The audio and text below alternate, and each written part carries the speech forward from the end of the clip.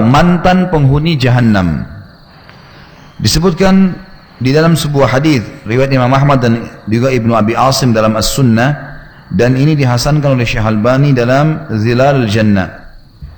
Hudzaifah radhiyallahu anhu menuturkan sabda Rasulullah sallallahu alaihi wasallam, la yukhriju Allahu minan nari qauman muntinin qad mahashathumun nar fayadkhuluna al-jannata bi syafa'ati asy-syafi'in yusammuna fiha jahannamiyun.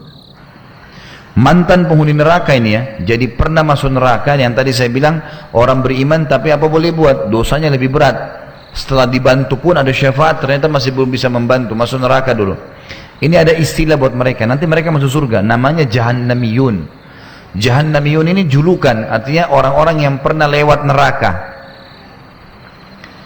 Kata Nabi SAW, Allah benar-benar akan mengeluarkan dari neraka satu kaum yang sudah berbau busuk, kena luka-luka mereka, darah, nanah, na'udzubillah, yang telah terbakar api neraka. Lalu mereka masuk ke dalam surga dengan syafaat orang-orang yang diizinkan memberi syafaat. Mereka berada di surga dan dinamai jahannamiyun ya. Tentu ada banyak hadis menjelaskan itu ya. Nanti hadis satu dan hadis kedua terusnya ini akan menguatkan satu sama yang lain. Kita bacakan hadis selanjutnya yang menguatkan hadis sebelumnya tadi, hadis riwayat Bukhari dan juga Imam Tirmidzi. Imran ibn Husain radhiyallahu anhu menuturkan sabda Rasulullah sallallahu alaihi wasallam, yakhruju qaumun minan nari bi syafaati Muhammadin sallallahu alaihi wasallam fayadkhuluna al-jannata yusammuna al-jahannamiyun. Satu kaum akan keluar dari neraka dengan syafaat Muhammad sallallahu alaihi wasallam, lalu mereka masuk surga dan diberi nama dengan jahannamiyun. Cuma perlu digarisbawahi satu hal ya. Jadi ada syafaat yang akan didapatkan oleh seseorang di timbangan amal. Seperti yang saya jelaskan, mungkin ada saudaranya yang mati syahid, mungkin ada pertolongan dari temannya, mungkin dari Nabi SAW, ada syafaat diberikan. Itu bisa, misal amal solehnya, ada seseorang sudah lolos, punya amal soleh banyak, maka Allah izinkan dia memberikan syafaat sesuai dengan kadar amal solehnya. Misal dia punya 100 pahala lebih, maka nanti dia akan bisa memberikan syafaat sekadar itu saja. Jadi kalau ada kerabatnya misalnya butuh 1000 pahala untuk masuk surga, ada satu temannya bantu 100, ada satu temannya bantu 50, bantu, tapi tidak diambil dari pahala orang itu ya, cuman kadarnya saja, maka diberikan kepada dia. Nah, ada orang-orang subhanallah sudah dibantu-bantu pun masih belum lolos, masuk neraka dulu, masih ada dosanya. Nah, nanti kalau sudah masuk neraka dan penghuni surga sudah masuk ke dalam surga, Allah Azza wa Jalla akan mengizinkan syafaat yang lain. Ini khusus untuk dikeluarkan orang-orang yang sudah disiksa di neraka dulu, baik dosanya sudah bersih atau dosanya belum bersih semua, ada syafaat diberikan. Di antaranya adalah tadi dikatakan dalam hadis Bukhari ini, kalau akan keluar dari neraka nanti dengan syafaat Nabi Muhammad SAW. Dan ada sebuah hadis juga yang menjelaskan Nabi SAW pada saat sudah masuk surga bersama orang beriman, maka Allah Azza wa Jalla mengizinkan Nabi SAW untuk mengeluarkan dari neraka siapa yang beliau inginkan, gitu kan? Sama dengan orang-orang beriman, mereka nanti akan mengeluarkan juga orang-orang beriman yang lain yang mereka inginkan dari teman-teman mereka, dari kerabat mereka, tapi setelah mereka ini dibakar, dan Allahu alam berapa lama, karena mereka masuk neraka sementara orang lewatin sirat, gitu kan?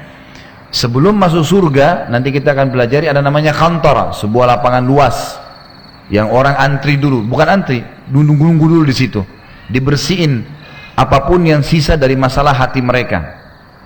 Misal ada orang mukmin si A sama si B pernah punya masalah di dunia. Waktu timbangan amal tadi, mereka saling tuntut nih. Si A nuntut si B, ya. Si A mengatakan, ya Allah, si B ini pernah gibah saya. Diambillah pahalanya si B, dikasih kepada si A. Tapi ternyata setelah ditimbang amalnya si B, masih bisa lolos surga.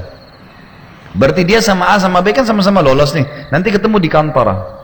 Nah di sini Allah SWT akan bersihkan hati mereka. Jadi sudah tidak ada lagi saling melepaskan. Walaupun ini tadinya telah mengambil pahala dia. Atau mungkin suami istri pernah bertengkar di dunia, pernah cerai, itu diangkat semua rasa cemburu mereka. Nggak ada lagi. Orang masuk surga dengan hati yang bersih, dengan hati yang bersih. Nah, setelah itu baru masuk ke dalam surga. Setelah masuk surga baru ada syafaat. Ini Allahu alam durasi waktunya berapa lama. Jadi jangan sampai ada yang menganggap, oh berarti orang masuk surga, masuk neraka pun tetap akan keluar. Benar, tapi Allahu alam berapa lama disiksa. Dan siksaan neraka ini bukan main-main, sebagaimana sudah kita pelajari dari sebelumnya. Berat. Ya, kita ambil korek gas, bakar jari kita, saya sudah sakitnya luar biasa. Gimana kalau api itu melekat, karena sifat api neraka melekat di tubuh sampai hangus. Setelah itu baru Allah SWT utuhkan lagi, melekat lagi, begitu terus, tidak ada berhenti, tidak ada mati. Kan berat ya. Maka jangan dianggap remeh. Cuman tetap rahmat Allah datang kepada orang-orang beriman yang bermaksiat. Dinamakan usatul mu'minin ya, ahli maksiat dari orang-orang yang beriman. Kemudian dalam hadis yang lain, hadis ini cukup panjang, diriwayatkan oleh Imam Ahmad dan juga Ad-Darimi, dan disahihkan oleh Syekh Albani dalam Zilalul Jannah. Anas bin Malik radhiyallahu anhu mengatakan, aku mendengarkan Rasulullah SAW bersabda, aku adalah manusia pertama yang dibangkitkan dari bumi pada hari kiamat, dan itu bukan untuk berbangga-bangga. Ini bentuk kerendahan Nabi SAW, merendahkan diri. SAW, beliau tawadhu, beliau merendahkan diri. Beliau mengatakan, akulah orang yang paling pertama dibangkitkan pada hari kiamat, dan itu bukan untuk berbangga-bangga. Aku diberikan puji-pujian, dan ini juga bukan untuk berbangga-bangga. Jadi yang dimaksud dengan puji-pujian, ada hadis panjang namanya hadis syafaat. Nanti manusia kepanasan di mahsyar, lalu mereka mendatangi nabi-nabi, semuanya nolak. Mereka berharap agar Allah Subhanahu wa taala datang dan menghakimi manusia ke surga atau ke neraka. Mereka belum tahu kalau neraka itu lebih berat sebenarnya. Maka pada saat itu mereka mendatangi Nabi SAW dan mereka mengatakan, hai Muhammad, kalau Nabi terakhir, dengan mula karena kerasulan dan kalian ditutup, maka mintalah kepada Allah agar diberikan atau datang menghakimi kami, memberikan syafaatnya. Maka Nabi SAW mengatakan, saya pun pergi ke bawah arsh, kemudian ya, dibukakan dan saya sujud ya, dan dibukakan untuk saya puji-pujian yang belum pernah diberikan kepada orang lain.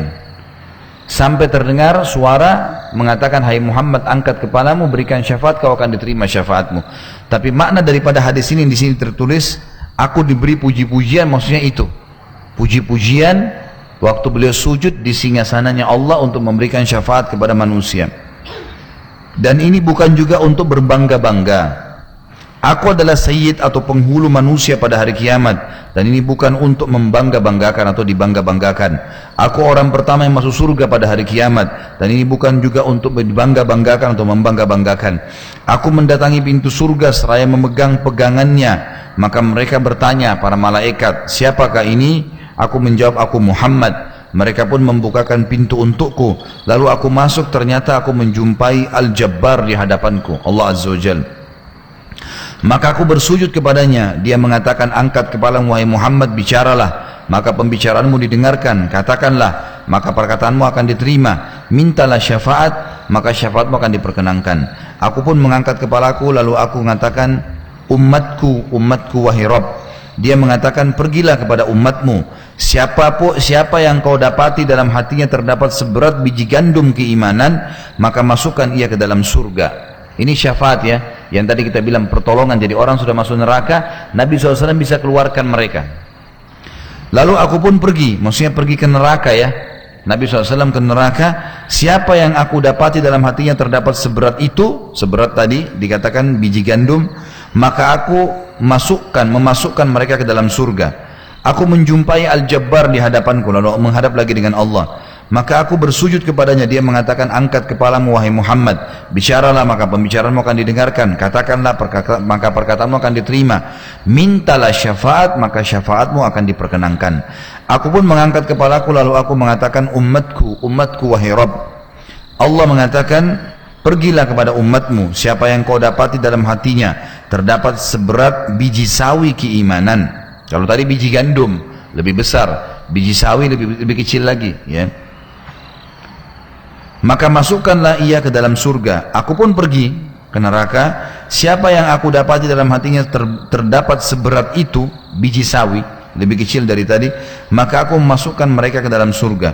Setelah Allah selesai mengadili umat manusia dan memasukkan siapa yang masih tersisa dari umatku ke dalam neraka bersama penduduk neraka, maka penduduk neraka mengatakan, tidak bermanfaat bagi kalian bahwa kalian menyembah Allah dan tidak menyekutukannya dengan sesuatu pun. Jadi nanti Orang yang dikeluarkan oleh Nabi SAW adalah orang yang dalam hatinya ada seperti biji gandum. Beras ya, seperti beras. Biji gandum seperti beras.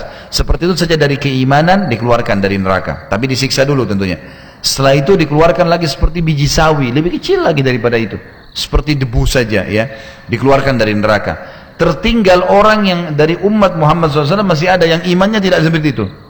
Buruk sekali mereka. Lalu penghuni neraka dari orang kafir berkata kepada orang-orang beriman nih.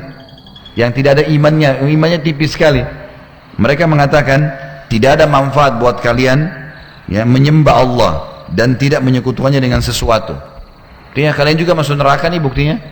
Al-Jabbar, Allah SWT, Al-Jabbar sifatnya Allah yang maha perkasa ya. Al-Jabbar mengatakan, demi keperkasaanku sungguh aku membebaskan mereka dari neraka. Malah Allah bantah orang-orang kafir dan akhirnya orang yang tadi imannya lebih tipis daripada debu pun itu dikeluarkan oleh Allah SWT. Prosesnya adalah di sini dikatakan, demi keperkasaanku sungguh aku membebaskan mereka dari neraka. Lalu dia Allah mengutus para malaikat kepada orang-orang mukmin di neraka tadi untuk mengeluarkan mereka dari neraka dalam keadaan telah hangus. Lalu mereka dimasukkan di sungai kehidupan. Ini sungai kehidupan ada di tepi surga. Maka mereka tumbuh di dalamnya sebagaimana biji-biji tumbuh di buih aliran. Dan ditulis di kening mereka, mereka adalah orang-orang yang dibebaskan Allah atau utaqaur rahman. Jadi di keningnya ada tulisan karena mereka berhasil lolos dari api neraka. Kemudian mereka dibawa pergi, lalu mereka masuk surga. Maka ahli surga menyebut mereka dengan jahannamiyun, mantan penghuni neraka jahannam. Al-Jabbar mengatakan tapi mereka adalah orang-orang yang dibebaskan oleh Al-Jabbar. Hadis ini menjelaskan kepada kita tentang adanya orang-orang yang akan keluar dari neraka nanti ya, atau seperti judul kita, mantan penghuni neraka. Dan ini termasuk karunia dari Allah SWT untuk orang beriman ya. Dan ini dengan hikmah Allah terjadi. Orang-orang kafir masih bisa mengolok mereka di neraka, akhirnya dikeluarkan oleh Allah Subhanahu wa taala. Hadis yang lain yang juga merincikan ini adalah hadis riwayat Imam Muslim. Zaid al-Faqir mengatakan, kami berlalu di Madinah, ternyata Jabir bin Abdullah menuturkan hadis Rasulullah SAW pada satu kaum dengan duduk bersandar pada tiang. Ternyata ia menyebutkan tentang jahannamiyun. Maka aku mengatakan kepadanya, wahai sahabat Rasulullah SAW, apakah yang anda ceritakan ini? Sedangkan Allah berfirman di dalam surah Al-Imran 192, A'udzu billahi minasyaitonir rajim. Rabbana innaka man tudkhilin nara faqad akhzaita wa ma lidh-dhalimin min ansar. Wahai Rabb kami, sesungguhnya barang siapa yang kau masukkan ke dalam neraka, maka sungguh engkau telah hinakan ia. Kemudian juga dalam surah As-Sajdah ayat 20, A'udzu billahi minasyaitonir rajim, kullama aradu an yakhruju minha u'idu fiha. Al-ayah, setiap kali mereka penghuni neraka hendak keluar darinya, maka mereka dikembalikan lagi ke dalamnya. Lalu apa yang anda katakan? Ia balik bertanya, maksudnya Ibnu Mas'udin bertanya. Maaf, Jabir kembali bertanya. Jadi Zaid al-Faqir ini adalah seorang tabi'in. Bertanya bagaimana Jabir memahami dua ayat tadi, kalau penghuni neraka selalu dikembalikan dan tidak bisa keluar. Sementara dia sedang membahas hadis Nabi SAW, ada orang yang akan dikeluarkan nanti, dikenal dengan jahannamiyun. Lalu Jabir balik bertanya, apakah kamu membaca Al-Quran? Aku menjawab iya. Lalu ia bertanya, apakah kamu mendengarkan tentang maqam, kedudukan Muhammad yang untuknya Allah mengutusnya? Aku menjawab iya. Lalu Jabir berkata, itulah maqam Muhammad yang terpuji, yang dengannya Allah mengeluarkan siapa yang bakal dikeluarkan. Kemudian ia menggambarkan pemasangan sirat dan berlalunya manusia di atasnya. Lalu perawi Zaid al-Faqir mengatakan, aku khawatir bila aku tidak menghafal hal itu. Cuma ia menyangka bahwa suatu kaum akan keluar dari neraka setelah mereka berada di dalamnya, yakni mereka keluar seolah-olah hitamnya sumsum. Kemudian mereka memasuki sungai dari sungai-sungai surga, lalu mandi di dalamnya. Lantas mereka keluar seperti kertas. Di sini disebutkan idam sumsum dalam hadis sebenarnya bahasa Arab ya, ialah sumsum yang sudah dikenal ya. Idanuhu maksudnya ialah dibiarkan terkena matahari maka menjadi hitam. Mereka diserupakan dengannya dalam hal yang sangat hitamnya. Qaratis, seperti kertas. Ya, mereka diserupakan dengannya dengan warna putihnya. Yang dimaksud dengan hadis ini adalah nanti akan ada orang dikeluarkan pada hari kiamat dari neraka. Walaupun ada ayat-ayat yang seperti tadi, 2 surah ya, yang disebutkan dalam surah Al-Imran 192 dan As-Sajdah ayat 20. Ternyata ayat-ayat ini dimaksudkan adalah orang-orang kafir. Adalah orang-orang kafir. Setiap kali mereka mau keluar, mereka dimasukkan lagi kafir, musyrik dan munafik yang kekal di api neraka. Sementara orang beriman berbeda. Mereka tetap dipastikan akan keluar. Dan ini sekaligus bantahan terhadap orang-orang yang mengatakan, ya seperti beberapa kelompok ya, yang mengaku dalam Islam seperti Jahmiyah misalnya. Mereka kelompok ini mengatakan orang kalau berbuat dosa maka kekal di api neraka. Ya, sama kalau tidak salah kasus Mu'tazilah juga mengatakan itu ya. Mereka mengatakan pelaku dosa besar kayak orang berzina misalnya, kalau orang berzina kemudian tidak sempat taubat itu kekal di api neraka. Ini terbantahkan dengan dalil-dalil. Kalau mereka akan keluar, mereka akan keluar. Bahkan ada orang yang pantas masuk ke neraka tapi dikeluarkan oleh Allah Azza wa Jalla. Dikeluarkan setelah masuk neraka dengan syafaat dari Nabi Muhammad SAW. Dan ini masuk dalam wab'athu maqaman mahmudan allati wa'adta, dalam doa kita yang kita baca kalau selesai azan ya, ati Muhammadanil wasilah. Wasilah itu adalah istana di surga yang tertinggi yang diperebutkan oleh para nabi-nabi. Kata Nabi SAW, kalau kalian dengarkan muadzin, ucapkan seperti yang diucapkan, lalu bacalah salawat untukku. Setelah la ilaha illallah kita baca Allahumma salli ala Muhammadin wa ala ali Muhammadin, doa salawat Ibrahim yang kita baca pada saat tahiyat ya. Kemudian mintalah wasilah untukku, Allahumma rabb hadhihi da'wati tamma was salatil qa'imah ati Muhammadanil wasilah. Ya Allah, berikanlah kepada Nabi Muhammad SAW al-wasilah. Wasilah adalah istana di surga yang tertinggi. Kata Nabi SAW, dia adalah istana tertinggi di surga dan tidak layak kecuali untuk satu orang saja. Persaingan para nabi-nabi. Siapa yang meminta wasilah untukku, dia akan mendapatkan syafaatku. Lalu kata Nabi SAW, doa lanjutannya adalah setelah wasilah wal fadilah wab'athu maqaman mahmud, dan karuniakanlah Nabi SAW maqaman mahmud. Maqaman mahmud dijelaskan oleh Jabir bin Abdullah dalam hadis ini. Ternyata adalah syafaat yang diberikan untuk orang-orang beriman agar mereka keluar dari neraka.